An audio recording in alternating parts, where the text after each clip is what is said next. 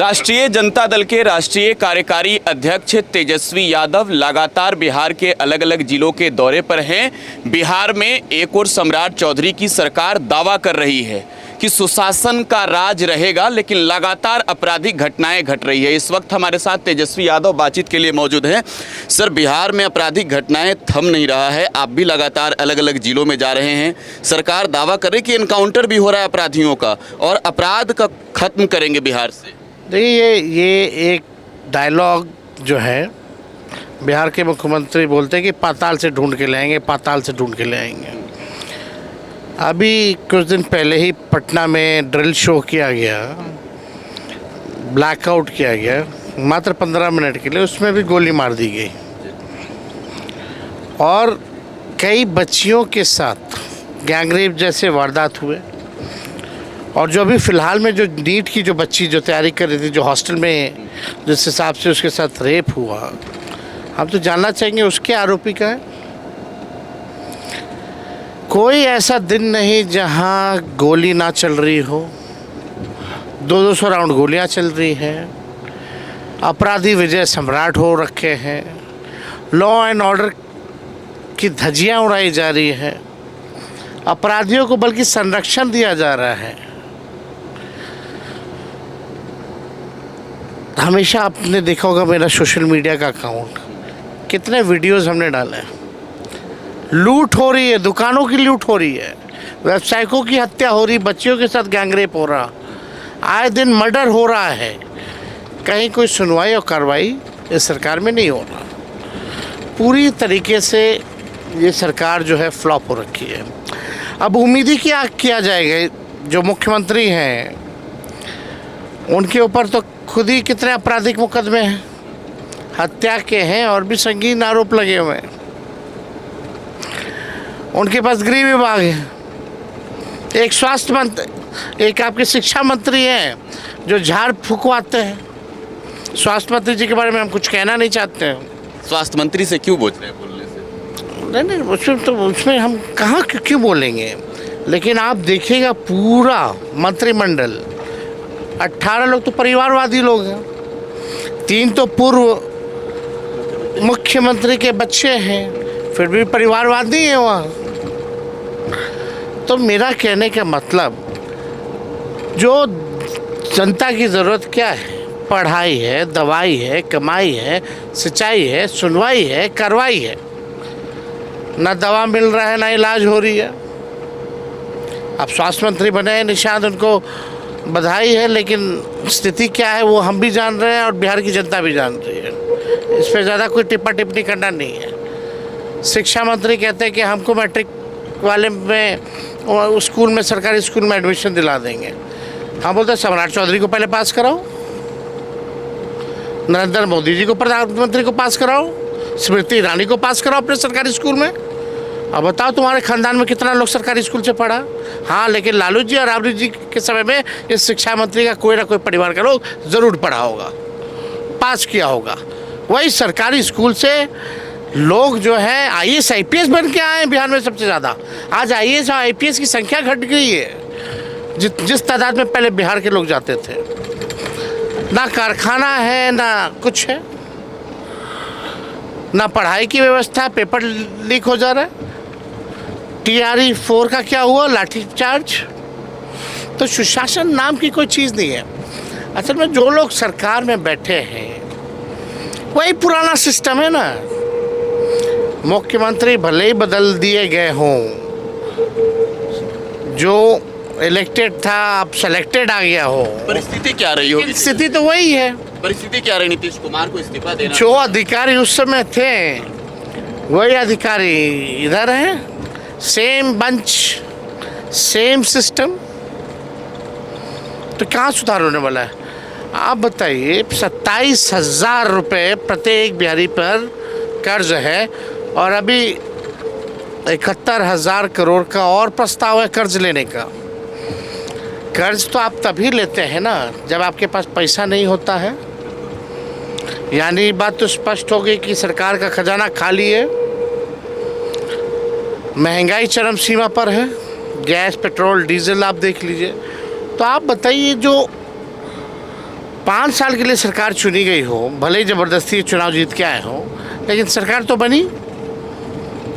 2 मुख्यमंत्री आपने देख लिया 6 महीने में। पहले साल का 50% से भी ज़्यादा समय जो है वो काम में नहीं बल्कि सरकार बनने में लग गई। तो काम कैसे होगा? हम तो सरकार में बैठे लोगों से पूछना चाहते हैं कि भाई आप 1,90,000 जो रुपया और जो देना है माताओं बहनों को उनके खाताओं में वो कब दीजिएगा? जो करोड़ों नौकरियां आपने बोला था कि देंगे, आज नौकरी के लिए रोड पे आ रहे छात्र तो आप लाठी चार्ज करवा रहे हैं। वो नौकरियां कब मिलेंगी? बिजली यूनिट जो हमने 200 बोला था वो बोले 125 यूनिट फ्री करेंगे, तो बिजली के दर को बढ़ा दिया गया और उस समय ज़्यादा दर में बढ़ाई गई है जिस समय ज़्यादा बिजली का दिन भर में प्रयोग सबसे ज़्यादा होता है। तो ये तो बेवकूफ़ बनाया लोगों को। और हम लोग तो बोल रहे थे जुमला पार्टी, झूठ बोलने वाली पार्टी है ये। और हमने ये भी कहा था कि नीतीश जी को ये लोग मुख्यमंत्री नहीं रहने देगा। तो अब तो जनता को सोचना होगा, समझना होगा, संज्ञान लेना होगा। नाम बदलने के अलावा और क्या कर सकते हैं? कोई विजन थोड़ी है, कोई रोड मैप थोड़ी है। ऐसा मुख्यमंत्री हम देख भी नहीं कि बोलते कि हर जिला में एयरपोर्ट बनाएंगे। देश के सबसे विकसित राज्यों में भी हर जिले में एयरपोर्ट नहीं है।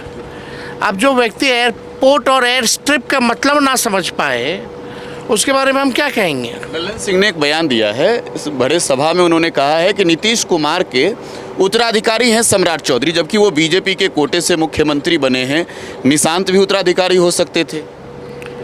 तो निशांत मंत्री बने तो उनको किस रूप में देखा जाए?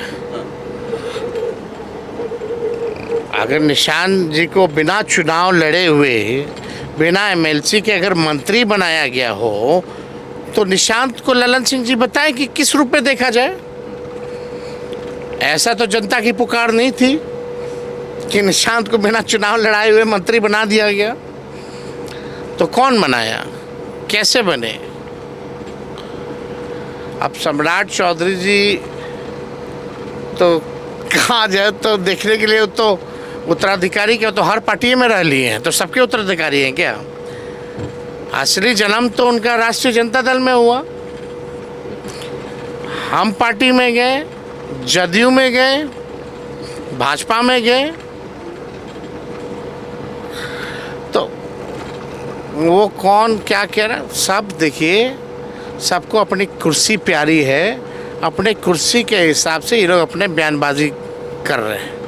उनको केंद्र में मंत्री रहना है तो तारीफ तो करना ही होगा ना सम्राट चौधरी का। भाजपा से सब कॉम्प्रोमाइज़ हो रखा है ना, लोग डरते हैं भाजपा से। चुनाव से पहले आपने कहा था तेजस्वी जी कि देखिएगा अब जेडीयू नाम की कोई पार्टी नहीं रह जाएगी। क्या वो असर, वो प्रकोप अब दिख रहा है? हो ही गया। अब जदयू कहाँ है? जदयू पार्टी बस अब नाम की पार्टी रह गई है। जो जदयू चला रहे हैं जो लोग, जो 3-4 लोग, वो सब भाजपा के सामने घुटने टेके हुए लोग हैं। और ये लोग का तो डील हो ही गया। और 2-4 महीने बाद और देखिए क्या खेला होगा, बस इंतज़ार कीजिए। ठीक है। एक सबसे बड़ा सवाल ये कि बहुत सारे दागी मंत्री हैं जो मंत्रिमंडल में लोग शामिल हैं। 420 जैसी गंभीर धाराएं आईपीसी की लगी हुई है। शिक्षा मंत्री पर लगा हुआ है, पीएचईडी विभाग के मंत्री पर लगा हुआ है। तो घोटाले पर बीजेपी सबसे ज़्यादा सियासत करती है आपको, आपके परिवार को लेकर। अब अनुदान घोटाला जैसा कृत्य करने के बाद भी मंत्री बने हुए हैं। भाई बीजेपी की सरकार है, बीजेपी में जो लोग रहेगा तो कार्रवाई थोड़ी होगी। किसी एजेंसी की औकात है क्या? किसी संवैधानिक संस्थान की औकात है क्या कि बिना अमित शाह के बोलने पे कोई कार्रवाई हो जाए? और वही बोलना है बस, विपक्षी लोग पे कार्रवाई करते रहो। और यहाँ पूरा खजाना लूट के खाली कर दिया जा रहा है, एक से एक घोटाले हुए। अब तो पूछना चाह रहे कहाँ गया सृजन घोटाला का रिजल्ट, कहाँ गया बालिका गृह का रिजल्ट? बताए डबल इंजन की सरकार 21 साल से है। अब तो भाजपा के मुख्यमंत्री बताओ, ढूंढ के लाओ सृजन घोटाले वाले को, ढूंढ के लाओ बालिका गृह वाले को, नीट वाले को, पेपर लीक वाले को लाओ। अभी CAG के रुपये में 70,000 करोड़ का 71,000 करोड़ का कोई हिसाब किताब नहीं है। कहाँ गया? एक आध घोटाला लोग किया है। ये लोग सरकार से जैसे हटेगा इतनी फाइलें खुलेंगी, जो इन लोगों ने क्या क्या कांड किया है सबके सामने आ जाएगा। एक बड़ा सवाल है, बैलेट पेपर से चुनाव हुआ MLC का और विधानसभा चुनाव के बाद पहली और बड़ी जीत मिली। विधानसभा चुनाव के भी जब काउंटिंग हो रहे थे उस वक्त भी बैलेट पेपर की गिनती में 2020 में भी आप सबसे आगे रहे, 25 में भी आगे रहे। EVM पर सवाल उठाते हैं आप लोग, बीजेपी के लोग कहते हैं कि ये लोग जीतने के बाद EVM पे सवाल नहीं उठाते हैं। बैलेट में और EVM में क्या अंतर है तेजस्वी? देखिए, मशीन होता है, आप उसका प्रोग्रामिंग कर सकते हो, लेकिन बैलेट में एक बार मोहर लग जाए तो आप मिटा नहीं सकते हो, है ना। देश के नहीं, दुनिया की सबसे जो विकसित देश है वहाँ भी EVM का उपयोग नहीं होता। हमारा सिंपल ये थ्योरी है कि भाई EVM से काउंटिंग होती है, वो भी दिन भर चलती है, रात के 2-2 बजे तक चलती है। बैलेट पे भी होता तो लगभग समय तो उतना ही लगता है, तो फायदा क्या है इसका? बैलेट पे जब भी चुनाव होंगे बीजेपी कहीं और NDA टिकने वाला नहीं है। जैसे आपने कहा, इस बार लगभग 150 सीटों पे हम जीते हैं विधानसभा में, 148। हाँ लगभग 150। और इस बार जब MLC का चुनाव जो सरकार बनने के बाद पहली बार हुआ उसमें हम लोग जीते हैं। तो जब भी बैलेट पेपर पे चुनाव होगा बीजेपी जो है हारेगी। और हम तो ये कह रहे हैं, जो 35 सीटें जो विपक्ष जीती है विधानसभा में, ये 30,000 से ऊपर वाली सीटें जीते हैं। जो 30,000 से कम का जो मार्जिन है वही हम चुनाव हारे हैं। SIR का असर रहा बिहार में तेजस्वी, क्योंकि अब तो बंगाल के भी नतीजे आए, सवाल उठ रहे हैं, तमिलनाडु के नतीजों पर भी सवाल उठ रहे हैं। अब आप देखिए, इलेक्शन कमीशन अब बस बीजेपी का प्रकोष्ठ बन करके रह गया। जो इलेक्शन कमीशन में बैठे हैं ज्ञानेश्वर, वो तो उन्हीं के सेक्रेटरी थे, उनको वहाँ बैठा दिया गया है। कुछ ना कुछ तंग करना, कितना भाजपा के लोगों पे इन लोगों ने कार्रवाई की। धर्म, मंदिर, लोगों को भड़काने का भाषा, प्रधानमंत्री हो अमित शाह बोलते कोई कार्रवाई करता है क्या? एक भी हिम्मत है नोटिस भेजने का? तो ये लोग जो प्रोग्राम जो डिज़ाइन होकर के PMO से आता है, जो डेट वही चुनते हैं PM के सहूलियत के हिसाब से, वही इलेक्शन कमीशन करता है और कार्रवाई भी वैसे होती है। बिहार चुनाव में जब 10-10 हज़ार रुपये बांटे जा रहे थे, वोटिंग के दिन पैसे बांटे जा रहे थे अकाउंट में, रिश्वत एक तरह से देने की कोशिश की गई, दिया गया, तो क्या इलेक्शन कमीशन अंधा था क्या? ऐसा तो आज तक नहीं हुआ। और जहां विपक्ष की सरकार है, आप वहां रोक रहे हो पैसे देने से? लेवल प्लेइंग फील्ड रहेगा कि नहीं रहेगा? लेवल प्लेइंग फील्ड ही नहीं है। बिहार में यात्रा पर आप निकल रहे हैं इधर? नहीं, यात्रा पे अभी नहीं। अभी हम लोग जितने वर्कर हैं अलग अलग ज़िला के, अगले महीने से हर अलग अलग ज़िला के लोगों से हम लोगों की मुलाकात होगी। संगठन हम लोग बनाएंगे, संगठन बना करके जब मौसम अनुकूल होगा तब हम लोग जो है निकलेंगे।